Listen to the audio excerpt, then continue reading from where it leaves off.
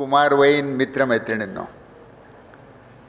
तुमच्यापैकी किती लोकांना डॉक्टर व्हायचं आहे? हात वर करा बरं. अरे बाप रे.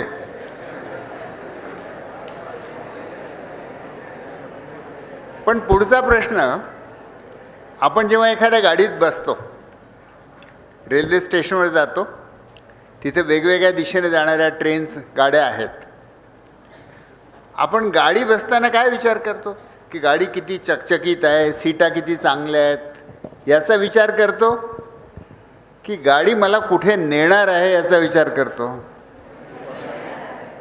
तर मग माझा प्रश्न, ज्याचा मी आज तुमच्यासोबत चर्चा करू इच्छितो, तो असा आहे की डॉक्टर बनण्याच्या गाडीमध्ये तुम्ही बसता आहात, आणि माझे तुम्हाला शुभेच्छा की या कठीण अभ्यासक्रमानंतर तुम्ही शेवटी तुमच्यापैकी अनेक जणं, माझी इच्छा की सगळेचे सगळेजणं डॉक्टर बनण्याच्या गाडीत तुम्ही बसाल.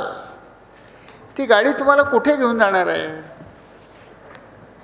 डॉक्टर बनण्याच्या नंतर काय, हा प्रश्न जास्त महत्त्वाचा.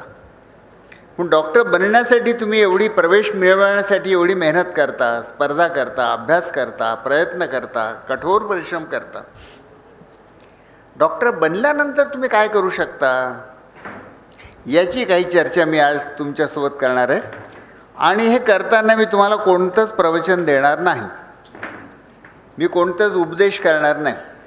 माझी कल्पना अशी आहे, नेक्स्ट माझ्या हातात देतं का किंवा मग करा नेक्स्ट, की मी तुम्हाला 2 डॉक्टरांची गोष्ट सांगणार आहे. नाही, याच्या पुढचं अगोदरचं असेल. हां, बस. मी तुम्हाला 2 डॉक्टरांची गोष्ट फक्त सांगणार आहे, आणि आजच्या भाषणामध्ये मी तुम्हाला फक्त गोष्टी सांगणार आहे. ही जी 2 डॉक्टरांची गोष्ट आहे, योगायोगाने ती माझी आणि माझ्या बायकोची आहे.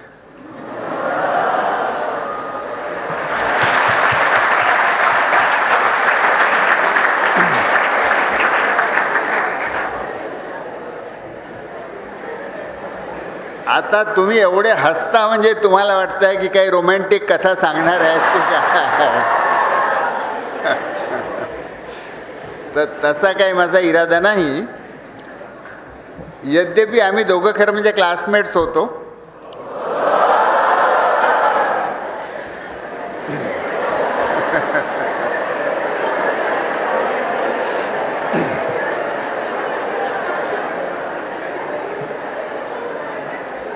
योगायोगाने आम्ही दोघंजणं 2 वेगळ्या प्रकारच्या प्रवाहातनं, स्ट्रीममधनं मेडिकल कॉलेजमध्ये एकत्र आलो.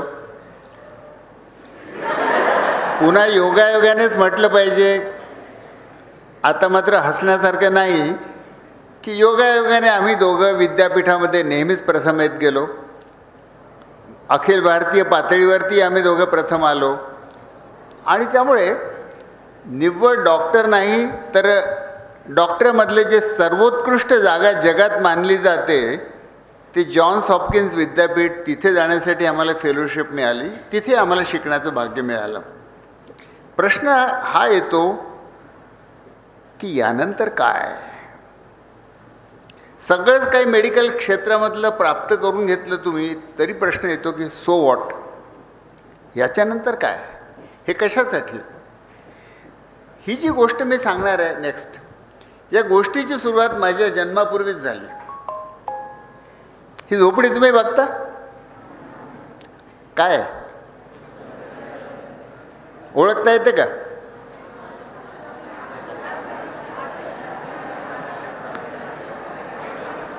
ही सेवाग्राम आश्रम मधली बापू कुटी आहे. आणि 1946 साली जेव्हा गांधीजी या बापूकुटीमध्ये राहत होते, माझे वडील अर्थशास्त्राचे अगदी तरुण प्रोफेसर होते. त्यांना स्वतः विद्यापीठामध्ये 5 गोल्ड मेडल्स मिळालेले होते.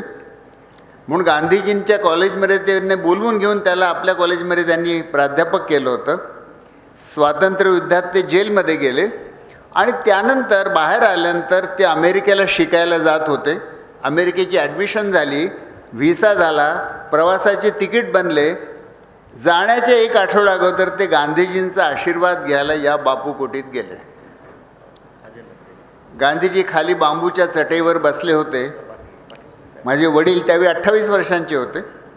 गेले, त्यांना प्रणाम केला आणि सांगितलं की बापू, मी जेलमधनं सुटलो आणि मी अमेरिकेला अर्थशास्त्र शिकायला पुढे जातो आहे, तुमचा आशीर्वाद पाहिजे. गांधीजींनी 2 क्षण माझ्या वडिलांकडे पाहिलं आणि मग एकच वाक्य बोलले.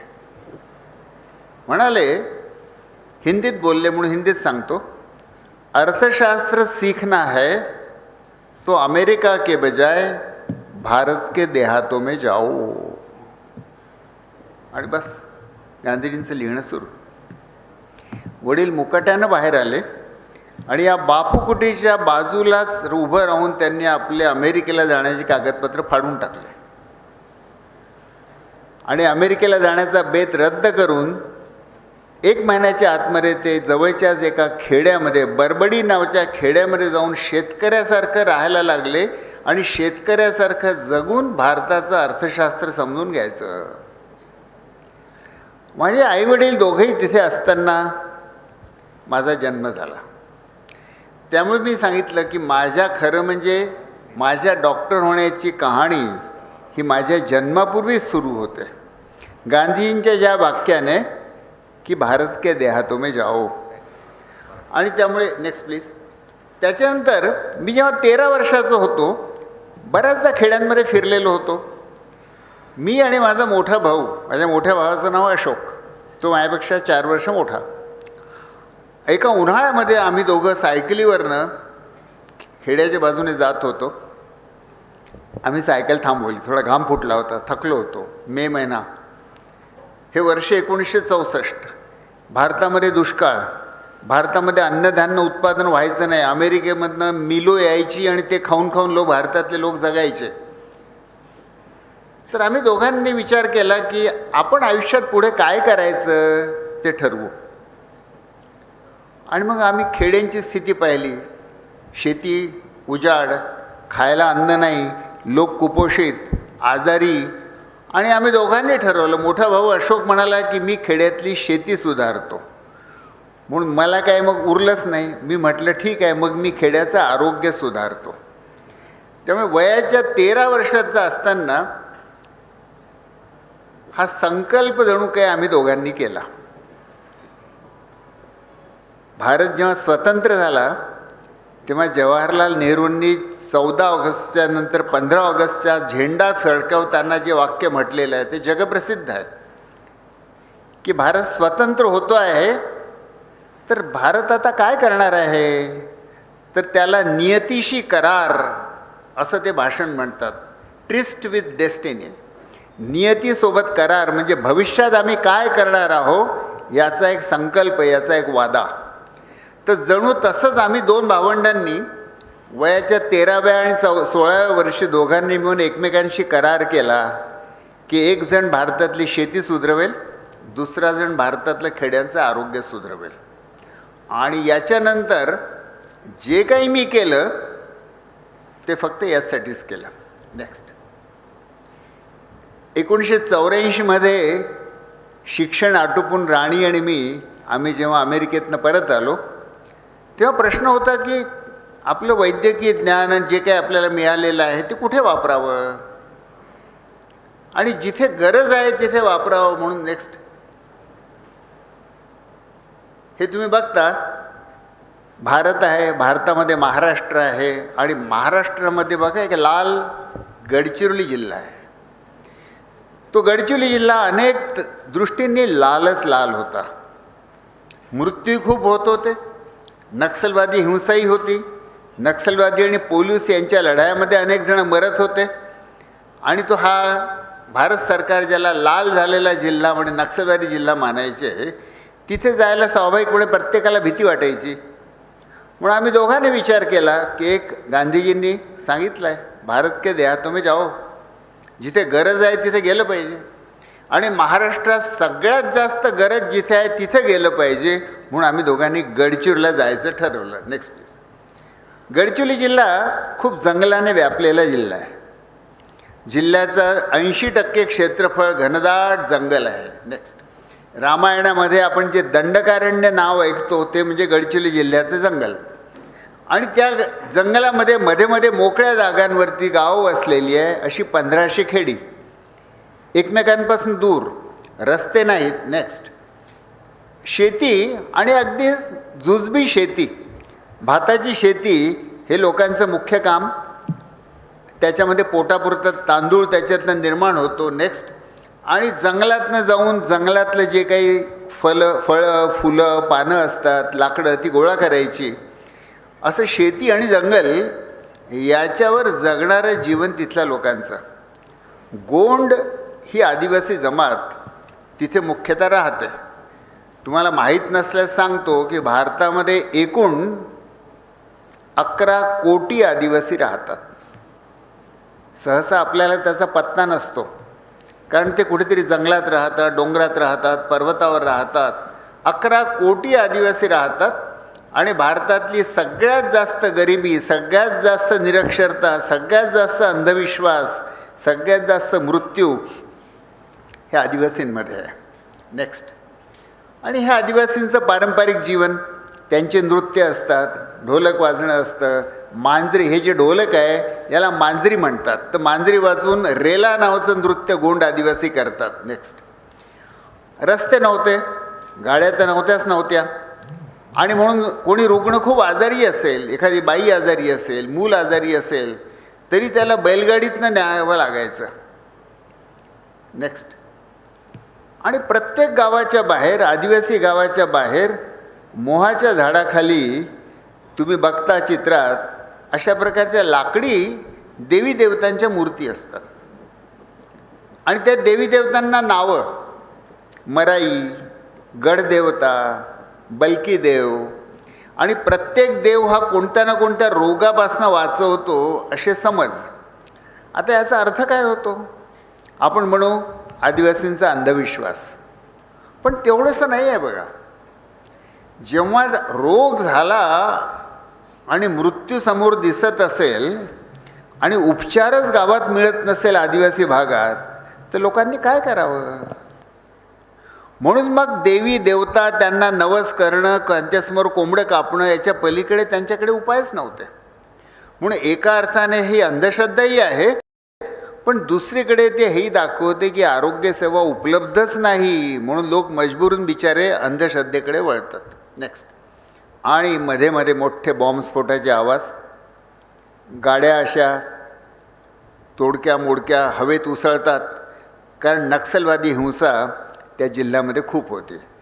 असा हा गडचिरोली जिल्हा. नेक्स्ट, या गडचिरोली जिल्ह्यामध्ये आम्ही जेव्हा पोहोचलो, गडचिरोली गाव एक ग्रामपंचायत होतं. जिल्हा जरी झाला होता तरी जिल्ह्याचं मुख्य केंद्र ग्रामपंचायत होतं. तिथल्या काय व्यापाराने मोठ्या उदारपणे आम्हाला त्याचं एक गोडाऊन आम्हाला दिलं. म्हणून आम्ही अमेरिकेतनं आलेले डॉक्टर्स, आम्ही आमचं ऑफिस, दवाखाना, रिसर्चचं केंद्र, हे सगळं काही या गोडाऊनमध्ये सुरू केलं. आणि पहिली 7 वर्षे या गोडाऊनमधूनच आम्ही काम केलं. नेक्स्ट, आणि आम्ही गेलो त्याच वर्षी इतका प्रचंड पूर आला की अख्खं गडचिरोली गाव चारही बाजूने नद्यांनी वेढून, पुराने वेढलं गेलं आणि गाव बेट बनलं. आणि आमच्या घराच्या अवतीभोवती पाणी. 7 दिवस आम्ही घराच्या बाहेरही पडू शकलो नाही. तर गडचिरोलीचं जीवन कसं आहे याची जणू पहिली चुणूक आम्हाला पहिल्या आठवड्यामध्येच तिथे मिळाली. नेक्स्ट, आता आम्ही जिथे राहतो गडचिरोलीच्या जंगलामध्ये, आदिवासी गावांच्या मध्ये आम्ही आमचं गाव वसवलं आहे. त्या गावाला आम्ही नाव दिलेलं आहे शोधग्राम. गांधीजींचं सेवाग्राम, जिथे राहून गांधीजींनी खेड्यांची सेवा केली. आमचं हे शोधग्राम कशासाठी? भारतातल्या खेड्यांचं आरोग्य कसं सुधारवायचं याचा शोध घेण्यासाठी. याचा रस्ता काही नेमका माहीत नाही, हे कसं सुधारवायचं नेमकं माहीत नाही. जेव्हा माहीत नसतं तेव्हा काय करावं लागतो? शोध घ्यावा लागतो. तर शोध घेण्यासाठी हे गाव वसवलं. म्हणून आमचं जे आम्ही कॅम्पस वसवलं आहे त्याचं नाव आहे शोधग्राम. संस्थेचं नाव आहे सर्च. आणि इथे आमचं हॉस्पिटल आहे, माझं कुटुंब आणि जवळजवळ 100 आम्ही कार्यकर्ते तिथेच जंगलामध्ये इथे राहतो आणि इथून शोध घेतो ग्रामीण भारताचं आरोग्य कसं सुधारवायचं. नेक्स्ट सुरुवात आम्ही केली आदिवासी गावांमध्ये जाऊन रात्री शेकोटीच्या भोवती बसून त्यांच्याशी गप्पा मारणं, की आम्ही डॉक्टर आहोत, डॉक्टर बनून आलो आहोत, तुमच्यासाठी रुग्णसेवा करायची आहे, रुग्णालय कसं हवं. नेक्स्ट ते असं म्हणाले की आम्हाला भीती वाटते दवाखान्याची. भीती का वाटते रे बाबांनो. तर ते म्हणाले मोठ्या मोठ्या बिल्डिंग्स असतात तिथे आम्ही हरवून जातो, किंवा हे डॉक्टर आणि नर्सेस पांढरे कोट घालून फिरतात. तर मी विचारलं की पांढऱ्या कोट घातलं त्यांनी ॲप्रन, तर तुमचं काय बिघडलं. तर ते म्हणतात आहेत आम्ही गोंड आदिवासी मुर्द्याला पांढऱ्या कपड्यामध्ये गुंडाळतो, तुम्ही तर पहिलेच पांढऱ्या कपड्यात गुंडाळलेले आहात. तर जे स्वतःच पांढऱ्या कपड्यात गुंडाळले आहेत ते काय जीव वाचवणार आहे, म्हणून आम्ही जात नाही. आणि मग अजून म्हणाले की दवाखान्यामध्ये देव नाही, आणि देव नाही तर काही कोणी रोगी दुरुस्तच होऊ शकत नाही, म्हणून आम्ही काही दवाखान्यात जात नाही. मग या आदिवासींसाठी आम्ही असं रुग्णालय बांधायचं विचार केला. नेक्स्ट की जे रुग्णालय मोठ्या मोठ्या बिल्डिंगचं राहणार नाही, ते झोपड्यांचं रुग्णालय राहील. म्हणजे आदिवासींना तिथे येताना भीती नाही वाटली पाहिजे, त्यांना असं वाटलं पाहिजे की जणू मी आदिवासी गावातच आलो आहे. म्हणून आदिवासी गावासारखं असणारं 20 झोपड्यांचं रुग्णालय आम्ही बांधलं. त्या रुग्णालयाचं नाव आदिवासींची देवी. नेक्स्ट दंतेश्वरी नावाची गोंडांची सगळ्यात मोठी देवी, तिचं मंदिर तिथे बनवलं, कारण त्यांची श्रद्धा आहे. दवाखान्यातच येत नाहीत तर देवीच्या श्रद्धेमुळे जरी आले तरी हवंच आहे आपल्याला, म्हणून तिचं मंदिर बनवलं. त्या दवाखान्याचं नाव या देवीच्याच नावाने ठेवलं, मा दंतेश्वरी दवाखाना. नेक्स्ट आदिवासींनीच ते नाव निवडलं की हे नाव आम्हाला पाहिजे, आमच्या देवीचं नाव पाहिजे. आणि अशा तऱ्हेने रुग्णालय 35 वर्षापूर्वी सुरू झालं. आज हे रुग्णालय अजून जास्त आधुनिक झालं आहे. नेक्स्ट आणि असं हे 100 बेडचं आमचं रुग्णालय तिथे आहे, जे आदिवासींसाठी डिव्होटेड आहे तिथे. नेक्स्ट वर्षाला 50,000 रुग्णांचा उपचार होतो, वर्षाला 1000 मोठे मोठे ऑपरेशन्स होतात. पूर्ण महाराष्ट्रभरातले मोठे मोठे सर्जन्स तिथे येऊन आदिवासींसाठी निःशुल्क ऑपरेशन करतात. आणि म्हणून हे महादंतेश्वरी दवाखाना गडचिरोलीचे आदिवासी आणि पलीकडे छत्तीसगडचे बस्तरचे आदिवासी या सगळ्यांसाठी एक उपचाराचं आणि जीव वाचवण्याचं मोठं केंद्र झालं आहे. नेक्स्ट आता दवाखाना तर सुरू झाला, पण सगळे आदिवासी काही दवाखान्यापर्यंत पोचत नाही, तर आपण त्यांच्यापर्यंत कसं पोचावं. आणि म्हणून आम्ही त्या दंतेश्वरी देवीच्या पूजेचा आणि तिची एक यात्रा वर्षातनं एकदा सुरू केली. दंतेश्वरी देवीची यात्रा, लोकांची श्रद्धा आहे ना, त्या श्रद्धेचाच आधार करू आपण, त्या श्रद्धेचा पूल करून आपण त्यांच्या हृदयात प्रवेश करू, म्हणून दंतेश्वरी देवीची यात्रा. नेक्स्ट आणि त्या दंतेश्वरी देवीच्या यात्रेसोबत देवीची पूजा व्हायचीच. आदिवासी आरोग्य संसद, आदिवासींनी मिळून चर्चा करायची की आमच्या आरोग्याच्या समस्या कोणत्या. नेक्स्ट आणि बघा ही एक आदिवासी आरोग्य संसद भरलेली आहे. 50 गावांचे आदिवासी गोळा झालेले आहेत आणि त्यांची चर्चा की मुख्य आरोग्याचे प्रश्न कोणते. आम्ही त्यांना विचारलं की आम्ही आमच्या संस्थेतर्फे संशोधन करणार आहोत, कोणते आरोग्याचे प्रश्न आहेत की तुम्हाला अगोदर सोडवून हवे आहेत. तर त्यांनी चर्चा करून आणि मतदान करून जे प्रश्न निवडले. मलेरिया, भारतामधनं सगळीकडनं मलेरिया जवळपास संपला आहे, पण ज्या 25 जिल्ह्यांमध्ये अजूनही बाकी आहे त्यापैकी एक गडचिरोली आहे. आदिवासी जिल्ह्यामध्येच मलेरिया अजूनही बाकी आहे. Malaria number 1. नंबर 2 म्हणाले आमची पाठकंबर फार दुखते. धान शेतीमध्ये वाकून रोवणी करतात, कापणी करतात, डोक्यावरती मोठं ओझन येतात, म्हणून त्यांची पाठ कंबर सदैव दुखत राहते.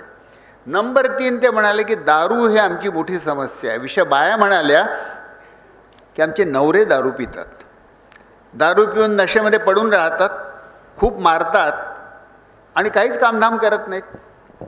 आणि चौथा प्रश्न ते म्हणाले की आमची मुलं मरून जातात, तुम्ही काय करू शकता का, वाचवू शकता का आमच्या मुलांना. हे जे 4 प्रश्न त्यांनी सुरुवातीला सांगितले, गेले 30 वर्ष आम्ही या 4 प्रश्नावरच लक्ष केंद्रित केलं आहे. आदिवासींना ज्या वाटतात की त्या त्यांच्या प्रमुख आरोग्याच्या समस्या त्या सोडून आपण दाखवूया. या सगळ्यांचं काही मी आज तुम्हाला सांगणार नाही, पण त्यातली बालमृत्यू, आमची मुलं मरून जातात हे जे ते म्हणाले, ते कमी करायला आम्ही काय केलं त्याची गोष्ट पुढे मी सांगेन. नेक्स्ट, आता बालमृत्यू नेक्स्ट. तिथे 100 गावं आम्ही निवडली आणि जणू 100 गावं ही आमची आरोग्याची प्रयोगशाळा. या 100 गावामधली अख्खी लोकसंख्येचं आम्ही सेन्सस केलं. प्रत्येक गाव, प्रत्येक घर, प्रत्येक माणूस याची नोंद केली, प्रत्येकाचं आरोग्य कसं आहे, आणि जेवढे तिथे जन्म व्हायचे आणि मृत्यू व्हायचे दरवर्षी त्याची नोंद ठेवली. आणि मृत्यूचं कारण काय, हे का मूल का मेलं. आता मृत्यू, बालमृत्यू मोजण्याचं एक मोजमाप आहे. जसं आपण लिटर, किलोग्रॅम असे मोजमापं वापरतो, तसं बालमृत्यू मोजण्याचं जे मोजमाप आहे त्याचा उल्लेख मी पुन्हा पुन्हा करीन, म्हणून ते मोजमाप सांगून देतो. त्या मोजमापाला म्हणतात infant mortality rate, IMR, infant mortality rate. याचा अर्थ काय होतो की 1000 मुलं जन्माला आली तर एका वर्षाच्या आत त्यातली किती मरून गेली, त्याला म्हणतात इन्फंट मॉर्टॅलिटी रेट. गडचिरोलीच्या ज्या 100 गावांमध्ये आम्ही मोजमाप सुरू केलं, त्यात 1988 साली आम्ही सुरू केलं. आम्हाला असं आढळलं की 1000 मुलं जन्माला आली त्यातली एका वर्षात 121 मरून जायची. तुलनेसाठी तुम्हाला सांगतो की केरळमध्ये त्यावेळी हा इन्फंट मॉर्टॅलिटी रेट 11 होता, अमेरिकेमध्ये 6 होता, जपानमध्ये 4 होता, आणि गडचिरोलीमध्ये मात्र 121 मुलं, 1000 मुलांच्या मागे 121 मुलं मरून जायची एका वर्षात. नेक्स्ट, मुलं का मरतात याचं जेव्हा आम्ही कारणं शोधली तर असं दिसलं, तुम्हाला इथून दिसतं आहे की नाही मला माहीत नाही, पण मुलं मरण्याची जी प्रमुख कारणं होती ती होती नवजात बालक. 40% मृत्यू हे नवजात बालकांचे मृत्यू, नंतर 20% मृत्यू हे न्यूमोनियामुळे, 19% मृत्यू डायरियामुळे, हगवणीचे रोग, 7% मृत्यू हे मलेरियामुळे. आणि त्यामुळे मृत्यूची प्रमुख कारणं जी होती ती नवजात बालकाचे मृत्यू, न्यूमोनिया आणि हगवणीचे रोग. म्हणून स्वाभाविकपणे आम्ही पहिले चॅलेंज हे घेतलं की हे बालमृत्यू कसे कमी करायचे. डॉक्टर बनून माणूस काय करू शकतो, तर बालमृत्यू कमी करू शकतो. नेक्स्ट, आणि मग कुपोषण हे या सगळ्याच बालमृत्यूंना वाढवणारं एक आधारभूत कारण. नेक्स्ट, आता लहान मुलांचा न्यूमोनिया. हे मूल बघा, 6 महिन्याचं मूल आहे. तुम्हाला त्याच्यामध्ये काय सगळ्यात महत्त्वाचं दिसतंय, काय दिसतंय, इथे जर बघाल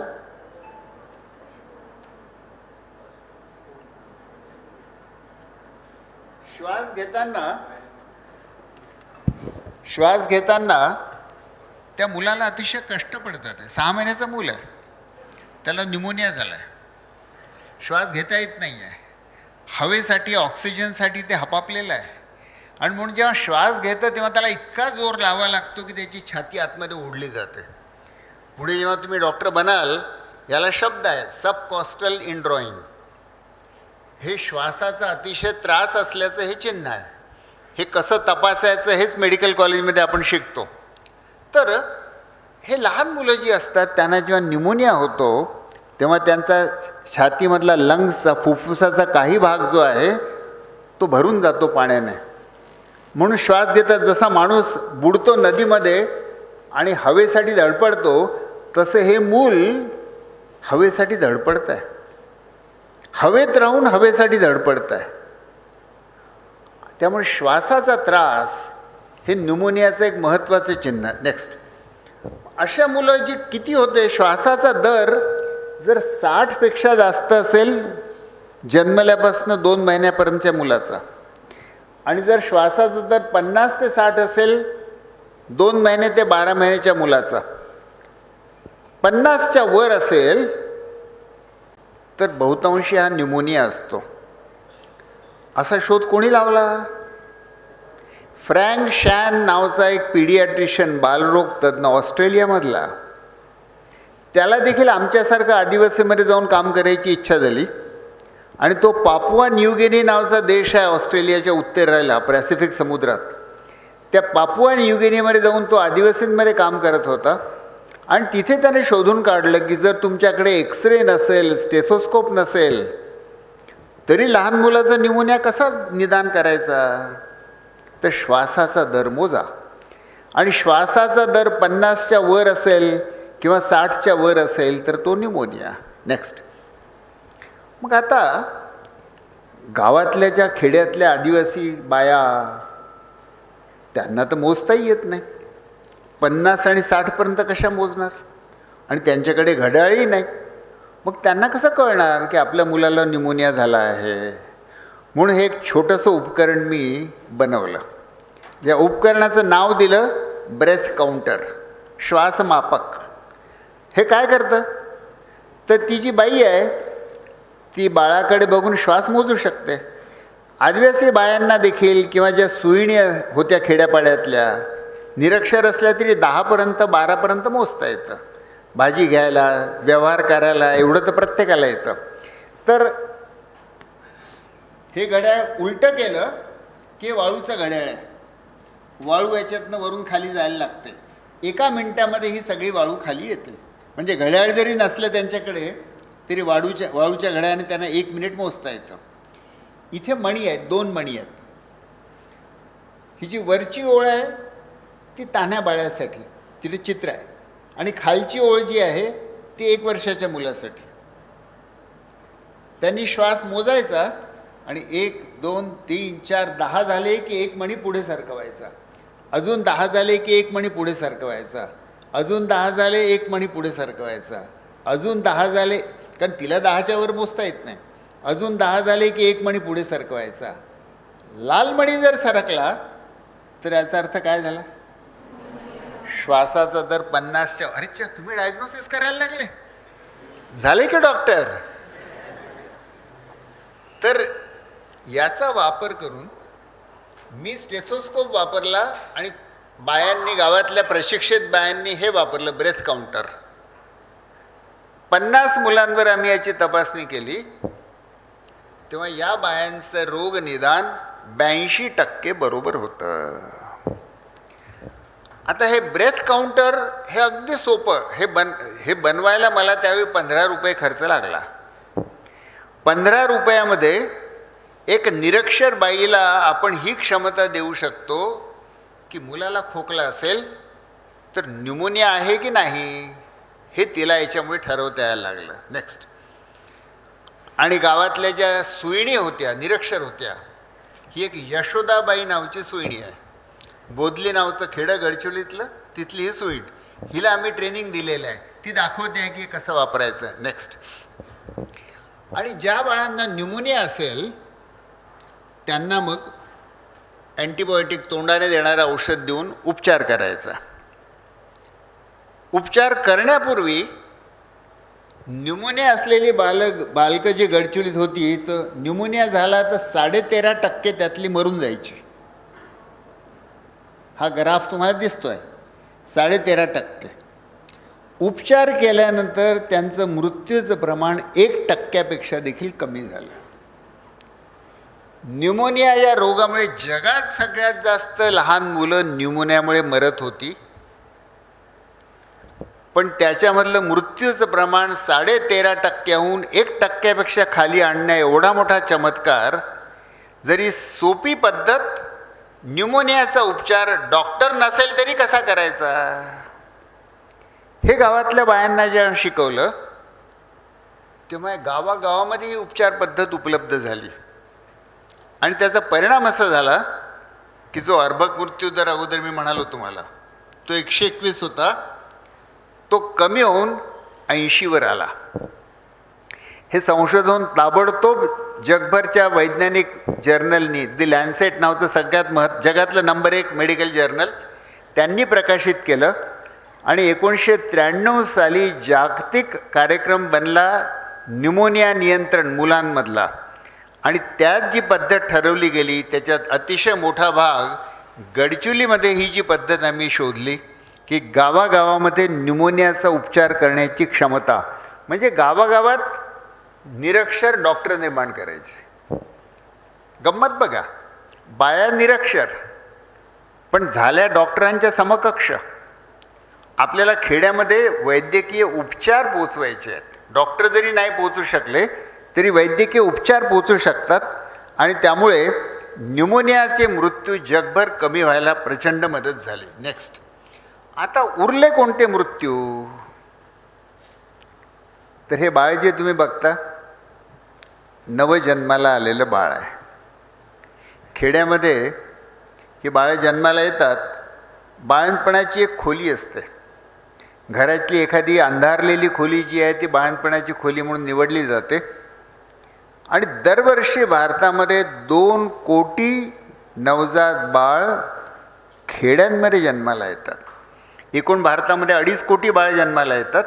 त्यातली जवळजवळ 2 कोटी ही खेड्यांमध्ये अंधारलेल्या बाळंतपणाच्या खोलीत जन्माला येतात. आणि सगळ्यात जास्त बालमृत्यू, 15 लाख बालमृत्यू ह्या नवजात बालकांमध्ये होत होते. यांना कसं वाचवता येईल? नेक्स्ट, जगभरामध्ये त्यावेळी 50 लाख नवजात बालमृत्यू आणि भारतामध्ये 15 लाख नवजात बालमृत्यू होत होते. यांना कशी आरोग्यसेवा द्यायची? आता नवजात बालकांना तपासणं हे डॉक्टरांनाही, भल्या भल्या डॉक्टरांनाही कठीण जातं. कारण ते नवजात बाळ काहीच सांगत नाही. मी आजारी आहे, मला पोट दुखतं, मला भूक लागली, काहीच नाही. एक तर ते रडतं तरी, नाहीतर गुपचूप बसून जातं, बेशुद्ध होऊन जातं, मरून जातं. अरे फारच कठीण. म्हणून डॉक्टर देखील घाबरतात. नवजात बाळ आजारी असेल तर याचं काही कळतच नाही, हो असं म्हणतात. म्हणून त्याच्यासाठी नवजात बालकांचे विशेष डॉक्टर असतात. त्यांना निओनेटॉलॉजिस्ट म्हणतात, नवजात बालरोग तज्ज्ञ. पण तसे आहेत किती? देशामध्ये फक्त 4000. आणि जन्माला येतात किती मुलं? 2.5 कोटी. या नवजात बालकांना कोण आरोग्यसेवा देणार? नेक्स्ट, आणि रुग्णालय कमी आहेत, दूर आहेत, थोडीशी आहेत, खर्चिक आहेत. आणि जिथे बाळंतपण होतात त्या खोलीच्या बाहेर जायची देखील त्या बाळंतीण बाईला परवानगी नसते. मग हे बाळ कधी दवाखान्यात पोचत नाही आणि दवाखाना कधी बालकांपर्यंत पोचत नाही. म्हणून 15 लाख बालमृत्यू भारतामध्ये दरवर्षी, नवजात बालमृत्यू होत होते. नेक्स्ट, मग अशावेळी काय करावं? आणि यावेळी एक घटना घडली. ऑगस्ट महिना होता, संध्याकाळ झाली. दिवसभर दवाखान्यामध्ये रुग्ण बघून मी संध्याकाळी 7 वाजता घरी गेलो. हॉस्पिटलपासून 100 पावलावर आमचं घर आहे. आणि घरी मी बिछाण्यावर पडलोच. बाहेर प्रचंड पाऊस सुरू, ऑगस्ट महिन्याचा. आणि त्यावेळी अचानक माझ्या घरावरती टक टक टक आवाज झाला दारावरती. आणि मी उघडून कोण आहे ते बघणार त्याच्या अगोदरच धाडकन धडक मारून 2 आदिवासी बाया माझ्या घरात शिरल्या. एक म्हातारी आजी आणि दुसरी तिची मुलगी असेल 20-22 वर्षांची. त्या मुलीच्या हातामध्ये, गाठोड्यामध्ये एक तानं बाळ होतं. ते बाळ खूपच गंभीर दिसत होतं. म्हणून मी पटकन उठून त्या बाळाला माझ्याच बेडवर झोपवलं. तपासायला दुसरं काही नव्हतं. आणि मी त्या बाळाला तपासतोय. तपासता तपासता असं बोलतो आहे स्वतःशी की तानं बाळ कुपोषित आहे, याला डिहायड्रेशन झालं आहे, याला न्यूमोनिया झाला आहे. आणि असं मी म्हणेच तो त्या बालकाने श्वास थांबवला आणि माझ्याच बेडवर ते बाळ मरून गेलं. आता हे मोठं धक्कादायक होतं बघा. तुम्ही डॉक्टर का बनता? की लोकांना जीव वाचवायला. आणि इथे मी काही करण्यापूर्वीच 30 सेकंद मी तपासलं आणि तेवढ्यातच ते बाळ माझ्याच बेडवर मरून गेलं. मी काहीच नाही करू शकलो. हे अतिशय दुःखद आणि हतबलता निर्माण करणारं होतं की असं कसं झालं, मी काहीच नाही करू शकलो, बाळ माझ्याच बेडवर मरून गेलं. त्या बायांना मी विचारलं, ते त्याची कहाणी याच्याहून करून होते. शेजारच्या खुरसा नावाच्या गावातली ती बाई, तिचा नवरा दारुडा, ही बाई निरक्षर. पहिलं बाळंतपण झालं, बाळ मरून गेलं. तिला बाळ हवं होतं. दुसऱ्या वेळी गरोदर झाली, कोण्याच नर्सकडे तपासणीला ती गेली नाही, कोण्याच डॉक्टरकडे तपासायला गेली नाही. मध्ये एकदा तिला मलेरियाचा ताप झाला आणि हे मुद्दामच कमी कमी की जेवायची. कारण काय की बाळ थोडं लहान आकाराचं झालं पाहिजे, म्हणजे बाळंतपण सोपं जाईल. आम्ही डॉक्टर मंडळी उलटं सांगतो की गरोदर बायांनी पोटभर जेवावं म्हणजे बाळ गुटगुटीत होईल. पण त्या आदिवासी बायांना बाळ गुटगुटीत नको का, बाळंतपण कठीण होईल. म्हणून मुद्दाम ती बाई अर्धपोटी राहत होती. बाळंतपण झालं, त्या अंधाऱ्या खोलीत झालं. एक मरतुकडं बाळ जन्माला आलं. पहिले 3 दिवस बाळाला दूध पाजत नाही, तिने बाटलीने दूध पाजलं, त्यामुळे तिला हगवण सुरू झाली. मांत्रिकाकडे गेली, कोंबडं बकरं कापलं, काही फायदा झाला नाही. ते बाळ अतिशय गंभीर झालं, त्याला न्यूमोनिया झाला म्हणून मग शेवटच्या दिवशी ते आमच्या दवाखान्याकडे यायला आई आणि आजी निघाल्या. सोबत कडेवर ते बाळ. रस्त्यामध्ये एक नदी होती, कठाणी नावची नदी. आता आमचा दवाखाना पलीकडे आणि कठाणी नदी, आणि कठाणीच्या दुसऱ्या किनाऱ्यावरती ती आई, आजी आणि ते बाळ. सकाळपासून संध्याकाळपर्यंत बसून राहिल्या, कारण प्रचंड पूर होता नदीला. नदी पार नाही करता आली आणि त्या नदीकडे बघत होत्या. आणि नदीवरती एक पूल बांधणं सुरू होतं, पण भ्रष्टाचारामुळे नदीवरचा पूल खचला. त्यामुळे त्या आई आणि आजीला नदी पार करता आली नाही. सकाळपासून संध्याकाळपर्यंत बसून राहिल्या. संध्याकाळी पाणी ओसरलं तेव्हा त्याने नदी पार केली. दवाखान्यात आल्या तेव्हा दवाखाना बंद झाला होता, म्हणून माझ्या घरी आल्या. पुढची गोष्ट तुम्हाला माहीत आहे. आता हे फार निराशाजनक होतं की आपण अमेरिका सोडून, सगळं मुंबई सोडून या आदिवासी गावात जंगलात येऊन दवाखाना सुरू केला, पण तरी इथे नवजात बाळ पोचू शकत नाही. ते घरीच गंभीर होतं आणि पोचतं जेव्हा इतकं गंभीर असतं की मरून जातं. आपला काय उपयोग. आणि बरं, हे बाळ का मेलं, तरी यादी बनवली मी तर 18 कारणं निघाली. न्यूमोनिया, डायरिया, कुपोषण, हे तर स्पष्टच आहेत. पण आईचं निरक्षरपण, गरिबी, नवऱ्याचा दारुडा असणं, गावात डॉक्टर नसणं, नदीचा पूल तुटले, ही सगळी कारणं मिळून 18 कारणं. एक नवजात बाळ बिचारे एवढंसं बारकसं आणि त्याच्या विरुद्ध 18 कारणं उभी आहेत. कसं जगेल हे मूल. आणि अशी भारतामध्ये 2 कोटी मुलं ग्रामीण भागात आहेत. ती कशी जगतील, त्यांना आरोग्यसेवा कशी मिळेल. आणि ती बाळं जर दवाखान्यापर्यंत येऊ शकत नाही, तर दवाखाना यांच्या घरापर्यंत पोचला पाहिजे. तो कसा पोचवायचा. आणि म्हणून नवजात बालसेवा जी हॉस्पिटलमध्ये बंदिस्त आहे, तिला आता घरोघरी, गावोगावी पोचवण्यासाठी आम्ही एक नवीच पद्धत बनवली. त्या पद्धतीला आम्ही नाव दिलं होम बेस्ड न्यूबॉर्न केअर, म्हणजे घरोघरी नवजात बालसेवा. त्या बालसेवेसाठी दवाखान्यापर्यंत पोचायची गरजच नाही, ते मूल पोचूच शकत नव्हतं. अशी 2 कोटी मुलं होती देशात. नेक्स्ट. आणि म्हणून काय करायचं, तर गावातली एका बाईला निवडायचं. ही आंबेशेवणी नावाच्या गावातली एक बाई, हिचं नाव काजूबाई. काजूबाई 7वी नापास, दलित. हिचा नवरा दारुडा आणि TB त्याला, तो पुढे मेला. ही काजूबाई जी होती, हिला मात्र गावासाठी काहीतरी करण्याची धडपड, की मला काही शिकलं पाहिजे आणि गावासाठी काही केलं पाहिजे. आंबेशिवनी गावातनं आम्ही काजूबाईला निवडली. नेक्स्ट. अशा 39 गावातनं आम्ही 39 बाया निवडल्या. 39 गावं हे आमचं प्रयोग क्षेत्र, की इथे आम्ही नवजात बालकांसाठी वेगळ्या प्रकारची सेवा या गावामध्ये सुरू करू. आणि बघू त्यामुळे नवजात बालमृत्यू कमी होतात का. या 39 बायांना ह्या साक्षर बाया होत्या, तो थोड्या तरुण होत्या, 30 वर्ष वयाच्या आसपासच्या, पण प्रत्येक बाईला निवडून पारखून निवडलं होतं की हिला आपल्या गावासाठी काहीतरी करण्याची धडपड प्रेरणा पाहिजे आणि घरोघरी जाऊन लोकांना आरोग्य सेवा देण्याची तिची तयारी पाहिजे.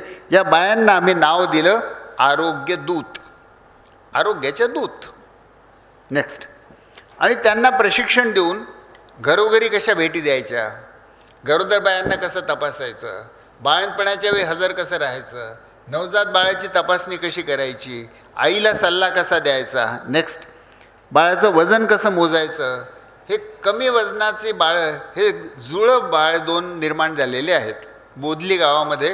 हे 2 बाळं, एकाचं वजन 1000 ग्रॅम, दुसऱ्याचं वजन 1200 ग्रॅम, कमीत कमी 2500 ग्रॅम असायला पाहिजे. त्याच्याहून खाली असेल तर धोक्याचं बाळ असतं. अतिशय कुपोषित बाळं, आणि ती उघडी पडलेली आहेत, त्यामुळे थंडगार होणार, त्यांच्या अंगावर माशा बसतात आहेत, म्हणजे त्यांना जंतुदोष होणार. घरी यांना अशी काळजी दिली जाते, मग काय करायचं. नेक्स्ट. त्यांनाच घरीच त्यांना झाकण्यासाठी अशा प्रकारच्या स्लिपिंग बॅग्स आम्ही बनवल्या. त्यांना घरीच ठेवायचं, पण उबदार ठेवायचं आईच्या जवळ, आणि त्याच्यावर माशा बसू शकणार नाहीत. म्हणून या बाळांना इन्क्युबेटर्स नाहीत रुग्णालयाची, ते हेच घरी छोटंसं इन्क्युबेटर. नेक्स्ट. आणि त्यांची तपासणी नियमित करायची, आईला मदत करायची की बाळाला कसं सांभाळायचं.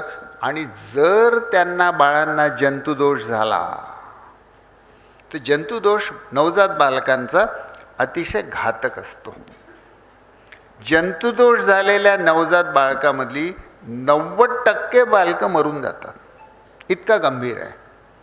तर जंतुदोष जर झाला तर तत्काळ उपचार करायचा. ही तीच काजूबाई आहे जी एका नवजात बाळकाला इंजेक्शन देऊन उपचार करते आहे. नेक्स्ट.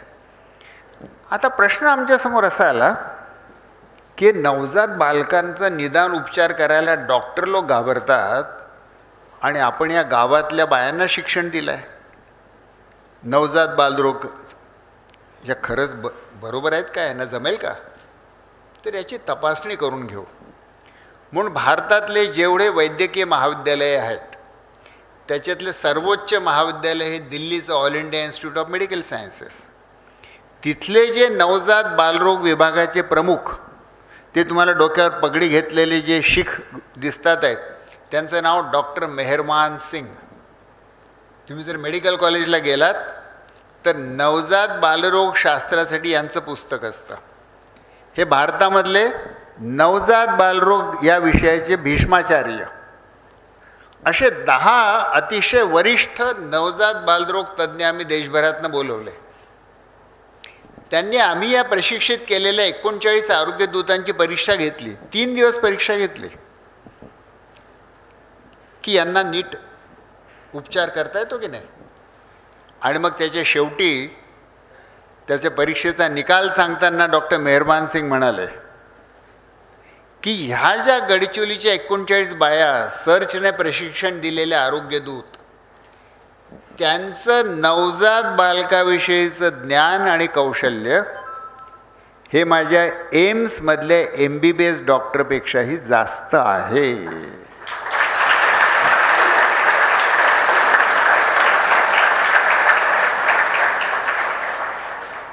आणि असं करून आम्ही त्यांच्याकडनं जणू काही हिरवी झेंडी घेतली की यांच्या हातात नवजात बालकं गडचिरोलीची सुरक्षित आहे. नेक्स्ट. आणि त्यांनी उपचार करायला सुरुवात केली. 3 वर्षापर्यंत हा प्रयोग चालला. 3 वर्षाच्या प्रयोगात काय दिसलं, आता तुम्हाला असल्या प्रकारच्या ग्राफची सवय आहे की नाही मला माहीत नाही, पण इथे जी आहेत ती वर्ष आहेत 1993 ते 95. आणि इथे जो दिसतो आहे तुम्हाला हा नवजात बालकांचा मृत्यूदर आहे.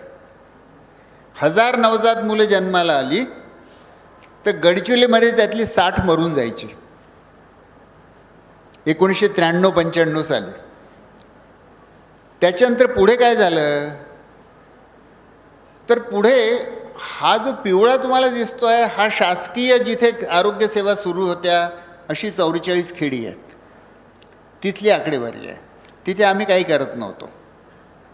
त्या शासकीय खेड्यांमध्ये, उपचाराच्या खेड्यांमध्ये तुम्हाला दिसेल की नवजात बालकाचा मृत्यूदर जवळपास 10 वर्षपर्यंत 1993 2003पर्यंत जवळपास 60च राहिला. थोडा कमी जास्त डोलतो तो, पण बाकी 60 राहिला आहे. आणि ही जी 39 खेडी जिथे आरोग्यदूतांच्याद्वारे घरोघरी नवजात सेवा सुरू केली, तो 60वरनं 3 वर्षामध्ये कमी होत तो 26वर आला.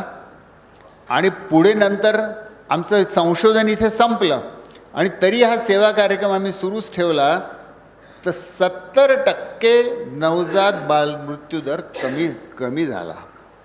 नवजात बालकाचे मृत्यू कमी करणे हे वैद्यकीय शास्त्रात फार कठीण मानलं जातं. अमेरिकेमध्ये एखादा नवा शोध लागला आणि त्यामुळे नवजात मृत्यूदर जर 2 किंवा 3ने जरी कमी झाला तरी ते राष्ट्रीय हेडलाईन होते.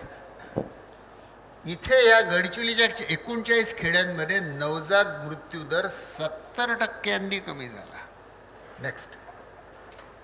आणि जो इन्फंट मॉर्टॅलिटी रेट अगोदर मी तुम्हाला म्हणालो की 1 वर्षापर्यंतचे मृत्यू, त्याचं काय झालं, नवजात मुलं हे 1 वर्षाच्या खालचीच झाली. तर न्यूमोनिया मूळ 121वर होता 1988 साली इन्फंट मॉर्टॅलिटी रेट. न्यूमोनियाचा उपचार केल्यानंतर तो कमी झाला, 80च्या खाली आला. आणि नवजात बालसेवा केल्यानंतर तो कमी होत होत होत होत तुम्ही बघाल 2003 साली तो 30वर आला.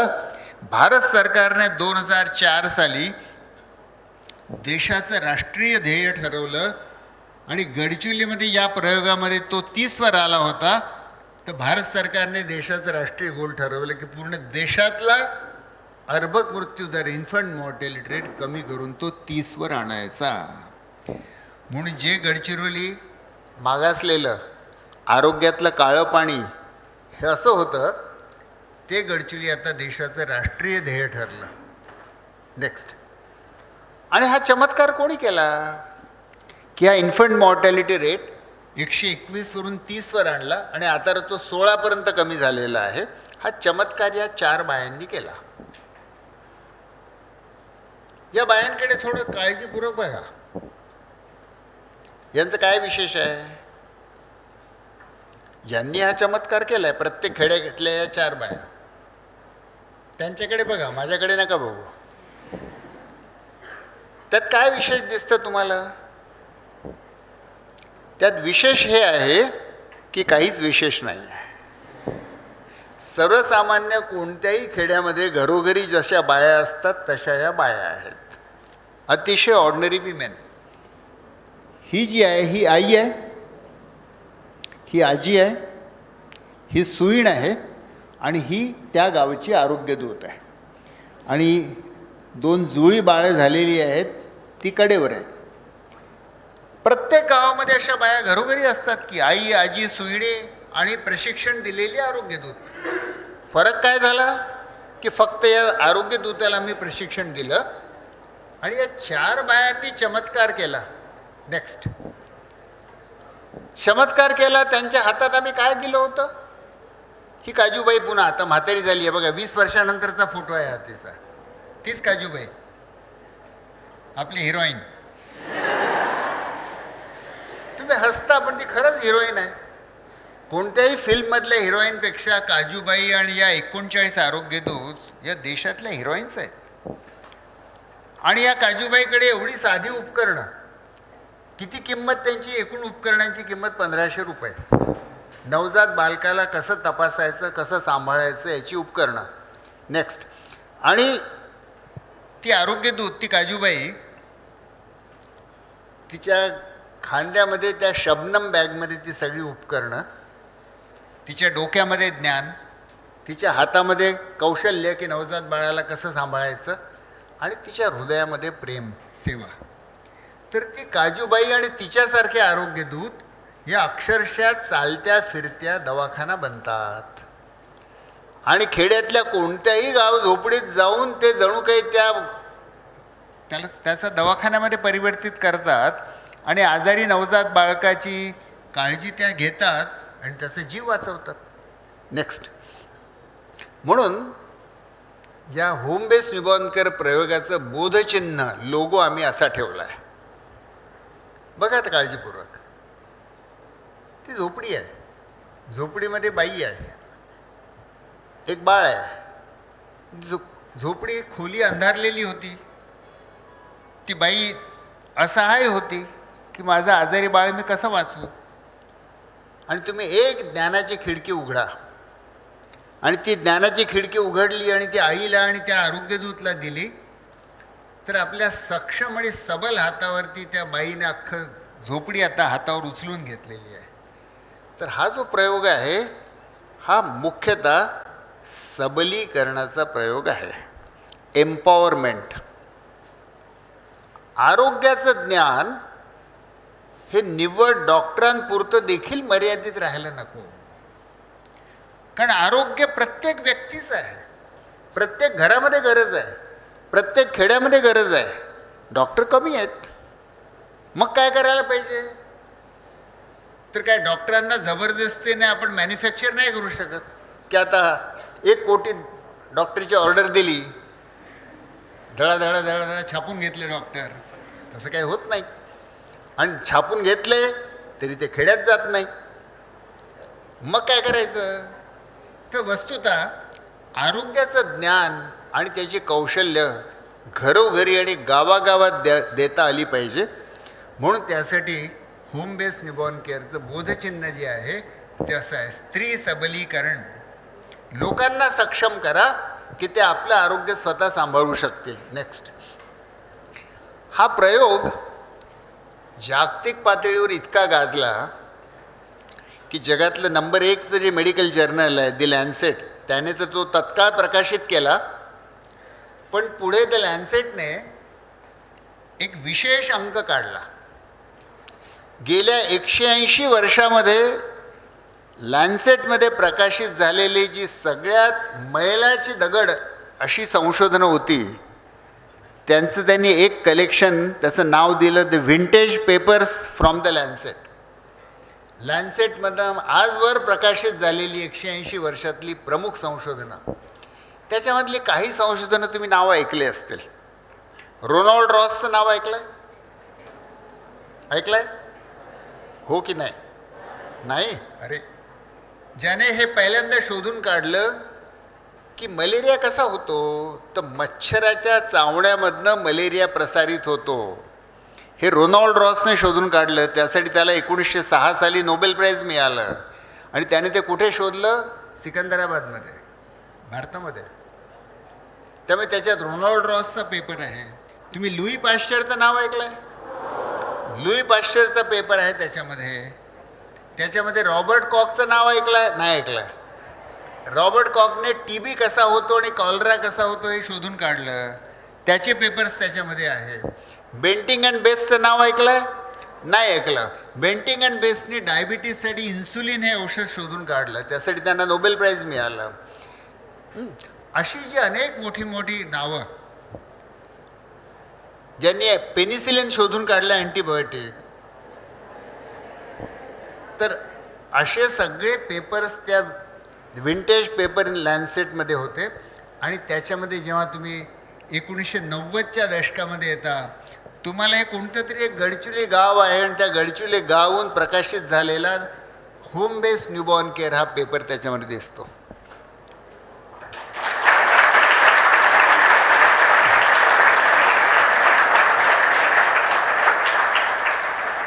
तर जे वैद्यकीय शिक्षण तुम्ही घेऊ इच्छिता,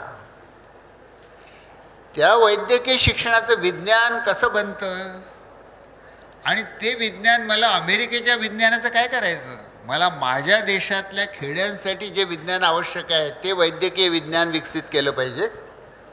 आणि याचं संशोधन गडचिरोलीसारख्या खेडोळ आदिवासी भागातही होऊ शकतं. त्यासाठी काय न्यूयॉर्कला आणि जिनेवाला आणि लंडनला जायची गरज नसते. नेक्स्ट, आता पुढचा प्रश्न होता की हे होम बेस न्यूबॉर्न केअर गडचिरोलीत ते यशस्वी झालं, भारतात कसं पसरवायचं? नेक्स्ट म्हणून 2 प्रयोग आम्ही केले. पहिले एक अंकुर नावाचा, त्याच्याद्वारे महाराष्ट्रामध्ये 7 वेगवेगळ्या जिल्ह्यामध्ये हा प्रयोग केला. आणि दुसरं मग भारत सरकारने हा प्रयोग नेक्स्ट 5 राज्यांमध्ये केला. सगळीकडे हा प्रयोग यशस्वी झाला. सगळीकडे बालमृत्यू याच्यामुळे कमी झाले. नेक्स्ट. आणि म्हणून आमच्या गडचिरोलीच्या ह्या ज्या 39 आरोग्यदूत 10 वर्ष पूर्ण झाली तेव्हा आम्ही त्यांना बायसिकल भेट दिल्या. त्यांनी केवढा मोठा पराक्रम केलेला.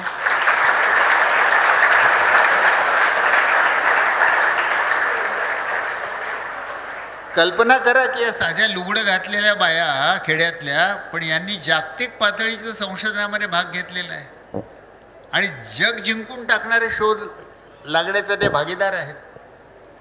नेक्स्ट. या अंकुर प्रयोगामध्ये एकदा आम्ही बाबा आमटेंना बोलवलं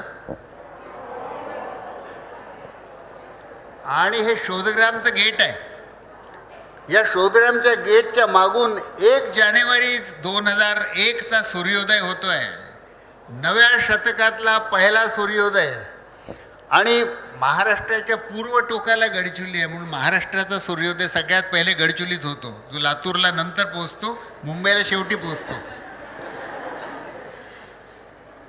तर त्या सूर्योदयाच्या साक्षीने महाराष्ट्रामधनं निवडलेल्या 101 गावातल्या 101 आरोग्यदूतांचं प्रशिक्षण आणि त्यांना आम्ही शपथ तिथे दिली. म्हणून बाबा आमटेंच्या तोंडून आम्ही शपथ वदवली आणि ती या सगळ्यांकडनं म्हणून घेतली.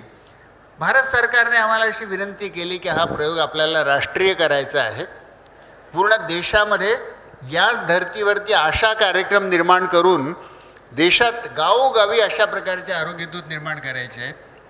म्हणून भारत सरकारसाठी आम्ही देशातल्या 8 लाख आशा. आशाचं नाव ऐकलं आहे का तुम्ही? आशा भोसले नाही. आशा ही आरोग्य कार्यकर्ती.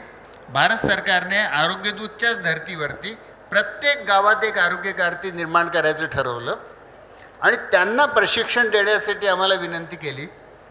म्हणून आपल्या आरोग्यदूतांच्याच धर्तीवरती काजूबाईसारख्या 8 लाख काजूबाई निर्माण करायच्या.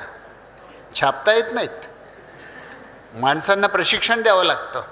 म्हणून प्रशिक्षणासाठी आम्ही वेगवेगळे पुस्तकं, CDs, प्रशिक्षणाचा करिक्युलम, ट्रेनिंग प्रोग्राम बनवला. नेक्स्ट. आणि राष्ट्रीय आशा ट्रेनिंगसाठी स्ट्रॅटेजी बनवली. राष्ट्रीय ट्रेनर आणि राज्यांचे ट्रेनर असे 300 ट्रेनर आम्ही गडचिरोलीत शोधग्राममध्ये ट्रेन केले. त्यांनी जाऊन 5000 जिल्हा ट्रेनर ट्रेन केले आणि त्यांनी 8 लाख आशांना ट्रेनिंग दिलं. आणि पूर्ण देशभरामध्ये 2011 नंतर भारत सरकारच्या आदेशाने या आशा गावोगावी घरोघरी नवजात बाल आरोग्य सेवा घरोघरी द्यायला लागल्या. नेक्स्ट. भारताचा नकाशा आणि तुम्ही त्याच्यात बघू शकता की जिथे जिथे ज्या ज्या राज्यामध्ये आशा कार्यक्रम सुरू झालेला आहे तिथे तिथे हिरवा डॉट आहे. तर केरळ आणि तमिळनाडू जिथे अर्भक मृत्यू दर पहिलेच खूप कमी होता म्हणून तिथे गरज नव्हती, तो सोडून सगळ्या देशामध्ये आशा कार्यक्रम आता पसरला आहे आणि त्याच्यामार्फत नवजात बाल आरोग्य सेवा घरोघरी मिळते आहे. गेल्या वर्षी 1.5 कोटी नवजात बालकांना ही वैद्यकीय सेवा घरपोच मिळाली 8 लाख आशांच्याद्वारे. आणि त्यामुळे भारतातला बालमृत्यूदर आता झपाट्याने कमी होऊन हा जो अर्भक मृत्यूदर जो पूर्वी 72 होता भारतातला पूर्ण देशाचा, तो आता कमी होऊन 25वर आलेला आहे.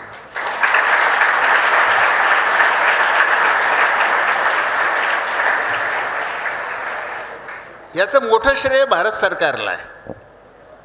पण भारत सरकार तो करू शकावा म्हणून हा शोध आणि प्रयोग आणि प्रशिक्षण मात्र सर्चने आमच्या संस्थेने केलेला आहे. नेक्स्ट.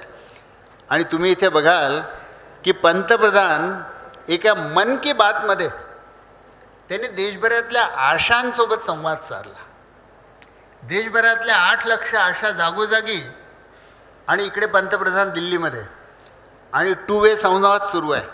त्या संवादामध्ये झारखंडमधल्या एका आशाने त्यांना सांगितलं की सर, एक बाळ जन्माला आलं पण त्याने श्वासच नाही घेतला. त्या श्वास न घेणाऱ्या गुदमरलेल्या जवळजवळ मेलेल्या नवजात बाळाला मी कसा श्वास दिला या उपकरणाने आणि बाळ वाचवलं. आणि पंतप्रधान विचारलं, तू हे कुठे शिकलीस? तर ती म्हणाली सर्चच्या होम बेस न्यूबॉर्न केअरमध्ये शिकले.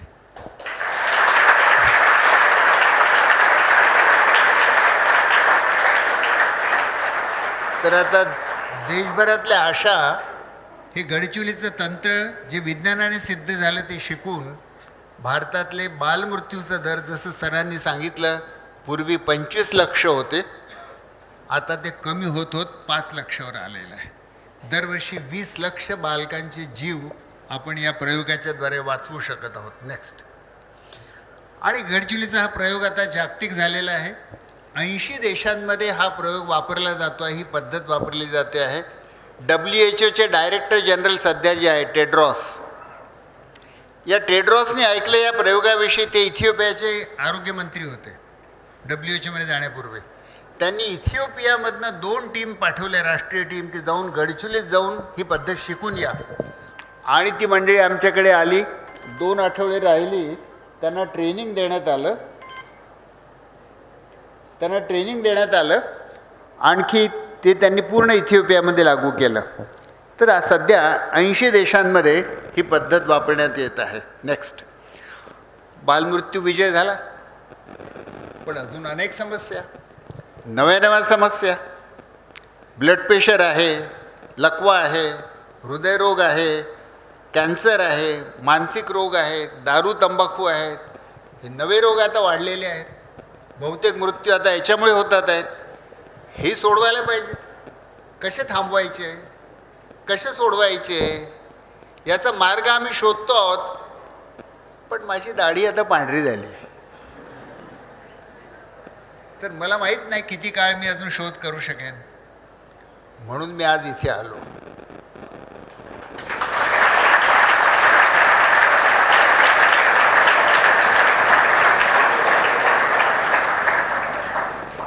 भारताला गरज आहे. भारतामध्ये 140 कोटी लोक आहेत आणि त्यांना हे रोग होतात आहेत. भारतामधल्या 25% लोकांचं ब्लड प्रेशर वाढलेलं आहे. भारतामध्ये लाखो लोकांना दरवर्षी कॅन्सर होतो आहे. भारतामध्ये 4 कोटी लोक दारूचे व्यसनी आहेत. भारतामध्ये 30 कोटी लोक तंबाखू खातात. ह्यांना कोण वाचवणार आहे? आणि कसं वाचवायचं, याच्या पद्धती काय आहे? तर हा शोध, हा सर्च सुरू राहायला पाहिजे.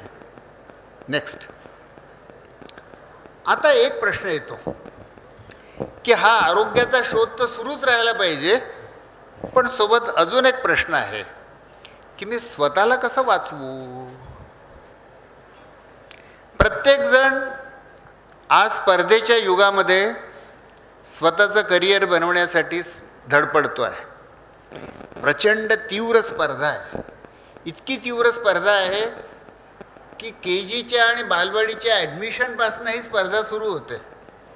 माझी एक मामे बहीण आहे, मुंबईमध्ये राहायची, दुर्दैवाने ती वारली आता. पण तिने मला सांगितलं की मुंबईमधली तिची जी मैत्रीण होती, त्या मैत्रिणीचं मूल जेव्हा 2 वर्षांचं झालं आणि 3 वर्षाचं झाल्यानंतर त्याला KGमध्ये ॲडमिशन घ्यायची आहे. पण KGवालाही आजकाल स्पर्धा परीक्षा घेतात.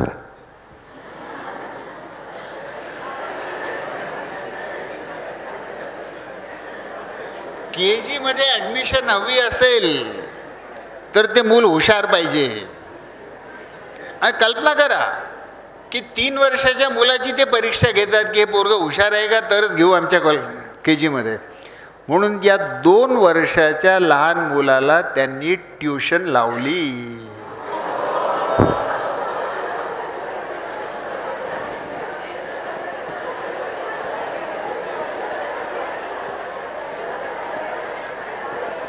अशा स्पर्धेच्या युगात आपण जगतो. या स्पर्धेच्या युगामध्ये प्रत्येकाला पुढे जायचं आहे, पण पुढे जाऊन कुठे जायचं आहे हे मात्र माहीत नाही. प्रत्येकजण शोधतो आहे स्टेशनवरती की कोणती गाडी चकाचक आहे, कोणत्या गाडीतल्या सीटा चांगल्या आहे, कोणत्या करिअरमध्ये पैसा चांगला आहे. पण हा करिअर शेवटी मला नेते कुठे ही गाडी? तर वस्तुतः प्रश्न प्रत्येकासमोर असा आहे की या जीवनाचं काय करू? हे आयुष्य आपल्याला एकदाच मिळतं. इथे आयुष्याला वन्स मोर नाही. हे एकदाच मिळालेलं आयुष्य इतकं मौल्यवान आहे की ते निव्वळ पैशासाठी आयुष्य विकणं तद्दन मूर्खपणा आहे. पैसा म्हणजे वाळूचा ढीग आहे, मुठभर. तुमच्या हातात हिरा आहे तुमचं आयुष्य. मुठभर वाळूसाठी आपला हिरा देऊ नका. पैशाच्या पलीकडे काहीतरी जीवनाला हेतू पाहिजे. म्हणून मी स्वतःला कसं वाचवू, मी कशासाठी जिवंत आहे, माझं हे जीवन कशासाठी, या जगण्याचं काय करू, हा अतिशय महत्त्वाचा प्रश्न प्रत्येक तरुण मुलामुलीसमोर उभा राहतो. राहत नसेल तर राहायला पाहिजे. नेक्स्ट. आणि म्हणून तरुण मुलामुलींसमोर, तुमच्याच वयाची तरुण मुलं मुली देशामध्ये किती आहेत? 10 कोटी आहेत. या 10 कोटी तरुण मुलामुलींसमोर प्रश्न उभा आहे की या जीवनाचं काय करू. हे मानवी जीवन मला मिळालं, मी किती भाग्यवान, पण याचा उपयोग काय करू. भाकरी तर उद्याची मिळायचीच आहे, मिळणारच आहे, पण निव्वळ अर्थप्राप्तीसाठी जगू नका, अर्थपूर्ण जगा.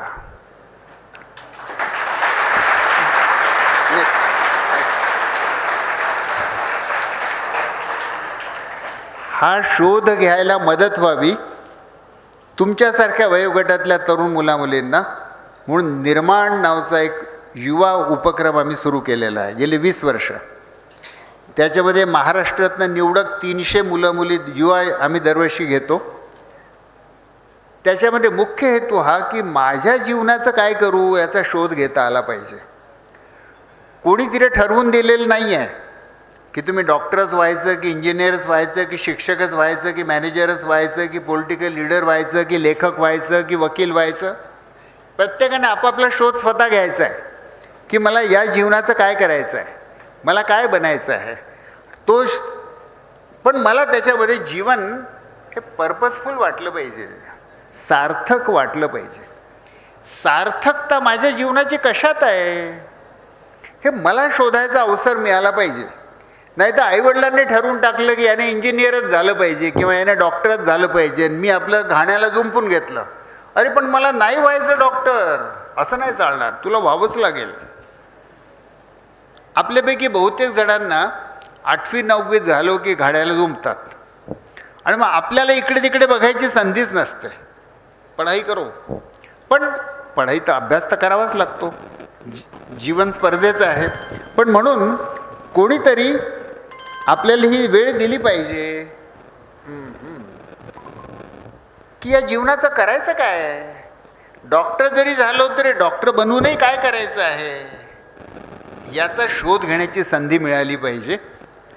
आणि म्हणून निर्माण हा युवांसाठी उपक्रम आम्ही सुरू केलेला. नेक्स्ट. निर्माणमध्ये माझ्या जगण्याचा हेतू काय, मी माझ्या जगण्याचं काय करू इच्छितो आणि मी समाजाचे समस्या सोडवायला कसा हातभार लावू शकतो याचा शोध घेण्याची संधी तरुण मुलामुलींना मिळते. नेक्स्ट. आता मी तुम्हाला मुख्यतः 3 गोष्टी सांगितल्या.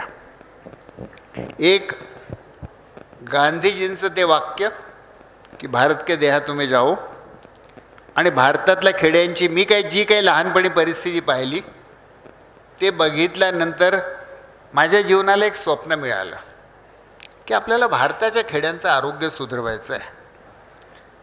म्हणून आपल्याला या गोष्टीमध्ये आपल्याला एक स्वप्न पाहिजे. अरे बाबा रे, थांबा. आपल्याला एक स्वप्न पाहिजे. दुसरी गोष्ट, जर बदल करायचा असेल तर बदलाची सुरुवात कुठून करायची. 2010 मी आणि राणी एकदा लंडनला गेलो होतो. लंडनला एक मोठ्या लोकांची कॉन्फरन्स होती, त्यात आम्हा दोघा छोट्या लोकांनाही बोलवलं होतं. आणि ते कॉन्फरन्स जरा जास्तच मोठी होती म्हणून आम्हाला पहिले राणीच्या राजवाड्यात घेऊन गेले, तिथं कौतुक झालं. मग ब्रिटिश पार्लमेंटमध्ये नेलं, हाऊस ऑफ लॉर्ड्समध्ये आमचा सत्कार झाला, आमच्या म्हणजे सगळ्या डेलिगेट्सचा. आता मला काय याची सवय नाही ना, आपण गडचिरोलीच्या आदिवासींमध्ये वागतो, काही राणे की राजे यांच्यासोबत फिरत नसतो. तर मी जरा अस्वस्थच होतो की हे कुठली भानगड. ब्रिटिश पार्लमेंटच्या बाहेर आलो तर तिथे समोर एक चौक आहे. त्या चौकामध्ये काही लोक हातामध्ये निषेधाचे झेंडे घेऊन सत्याग्रह करत होते. मला वाटलं हे आपली माणसं आहेत, म्हणून हे मी कॉन्फरन्सवाले सोडले आणि मी त्यांच्याजवळ गेलो. 3 वेगवेगळ्या प्रकारचे ग्रुप्स होते, सगळे ब्रिटिश माणसं. कोणी युद्धविरोधी होते, कोणी पर्यावरणवादी होते आणि कोणी मजुरीचे दर वाढवून द्या ही मागणी करणारे. 3 वेगवेगळ्या संघटनाचे हे लोक ब्रिटिश पार्लमेंटसमोर निषेध करत, मागण्या करत उभे होते. मात्र तिघांच्या मागे एक मोठा कॉमन बॅनर लागला होता आणि तो बॅनर असा होता, थांबा 1 सेकंद द्या मला, हे काही ऐकत नाही आहे.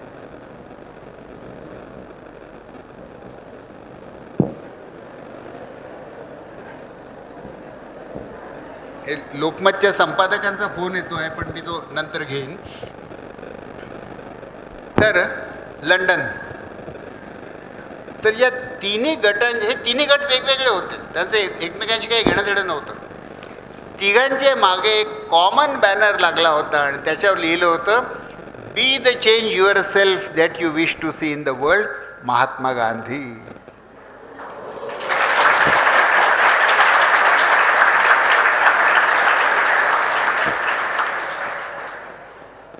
तर गांधींचं हे वाक्य आज जगभर गीता, बायबल, कुराणसारखं कोट होतं.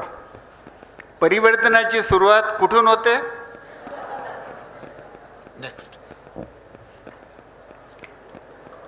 आणि तुम्ही डॉक्टर व्हाल, जे डॉक्टर होणार नाही ते दुसरं काहीतरी होतील. सगळ्यांना माझ्या शुभेच्छा की डॉक्टर व्हा. पण डॉक्टर होऊन काय कराल? नाही डॉक्टर झाला तरी काय कराल? कुठे जाल? तर जाणार कुठे, कुठे जाल, यासाठी गडचिरोलीच्या माझ्या अनुभवावरनं मी तुम्हाला सल्ला हा देईन की कुठे जा, go where the problems are and not where the facilities are. आपल्या सगळ्यांची प्रवृत्ती काय असते? कुठे चांगल्या सुखसुविधा आहे ती जागा बघा. मोठी बिल्डिंग पाहिजे, एअर कंडिशन रूम्स पाहिजेत, गाड्या पाहिजेत, कॉम्प्युटर पाहिजेत, पगार पाहिजेत. हे सगळं जिथे असतं तिथे तुमची गरजच नसते. तिथे समस्या सोडवायला काही उरलेल्याच नसतात, सगळ्या समस्या सुटलेल्या असतात. तिथे जाऊन काय कराल? त्याच्याऐवजी गो वेअर द प्रॉब्लेम्स आर. आणि जिथे समस्या आहेत तिथे सहसा सुविधा नसतात, तिथे सहसा दगड असतात, धोंडे असतात, काटे असतात. पण त्याच्यामधनं मार्ग शोधण्यामध्ये विलक्षण मजा आहे. जिथे तुमची गरज नाही तिथे तुम्ही हातामध्ये एक अर्ज घेऊन मोठ्या क्यूमध्ये उभे राहता. त्या क्यूच्या शेवटी तुम्ही उभे आहात, हातामध्ये अर्ज आहे की मला इथे घेऊन घ्या ना. पण तुमच्या अगोदर 200, 500, 1000, 10 लक्ष लोक उभे आहेत. तर काय करायला पाहिजे? विनोबांनी एक मास्टर स्ट्रोक उपाय सांगितला आहे. ते काय म्हणाले? अशावेळी जगाकडे पाठ फिरवा, म्हणजे जग तुमच्या पाठीशी उभं राहील. तुम्ही कल्पना करा, एका क्यूमध्ये तुम्ही शेवटी उभे आहात, नंबर लागण्याचा फार चान्स नाही. त्याच्याऐवजी तुम्ही 180 डिग्रीने अबाउट टर्न करा, तुमचं तोंडाची दिशा बदलवा. आता सगळा क्यू तुमच्या पाठीमागे राहिला, तुम्ही नंबर 1 बनला. नंबर 1 बनणं फार कठीण नाही. मी तुम्हाला अनुभवावरनं सांगतो, जीवनात अनेक वेळा मी नंबर 1 राहिलेलो आहे. नंबर 1 बनणं फार काही कठीण नाही. त्यातला सोपा उपाय काय आहे? जिथे कोणी जाऊ इच्छित नाही तिथे जा. लोक प्रॉब्लेम आहे ते जाऊ इच्छित नाही, लोक सुविधांच्या मागे जाऊ इच्छितात. सुविधा सोडा. जिथे सुविधा नाहीत पण समस्या आहे तिथे जा. तुमच्या जगण्याला अर्थ प्राप्त होईल. आपल्या जगण्याला अर्थ कुठून मिळतो? इतरांच्या समस्या सोडवण्यातनं माझ्या जगण्याला अर्थ प्राप्त होतो. माझं बँक बॅलन्स वाढल्याने काही माझा अर्थ प्राप्त होत नाही, फक्त इन्कम टॅक्स वाढतो. आपल्या जगण्याला सार्थकता देण्याची जबाबदारी आपली आहे. ते कोणी जन्मजात आपल्याला लिहून पाठवत नाही की तुझ्या जगण्याची सार्थकता याच्यात आहे. तो शोध आपल्याला घ्यायचा आहे आणि तो शोध घेण्यासाठी तुम्हाला मदत व्हावी. एक थोडं उदाहरण तुमच्या समोर यावं, याचीच कार्बन कॉपी तुम्ही केली पाहिजे अशी गरज नाही. पण डॉक्टर बनून तुम्ही काय करू शकता? आरोग्याच्या समस्या कशा सोडवू शकता? याची एक गोष्ट तुम्हाला सांगण्याचा मी प्रयत्न केला. जिथे युवांना आपल्या जीवनाची सार्थकता कशात आहे याचा मार्ग शोधायला, थोडं विचार करायला संधी मिळते, मदत मिळते, म्हणून तुम्हाला मी निर्माण प्रोग्रामविषयी सांगितलं. नेक्स्ट आहे ज्याच्यामध्ये गावातल्या लोकांना आपण सक्षम करतो की गावाचं आरोग्य कसं सांभाळायचं, सोबतच स्वतःचं आरोग्य सांभाळायला शिका. तुम्ही रोज 8-8, 10-10, 12-12 तास अभ्यास करता की नाही? रात्री किती वाजता झोपता?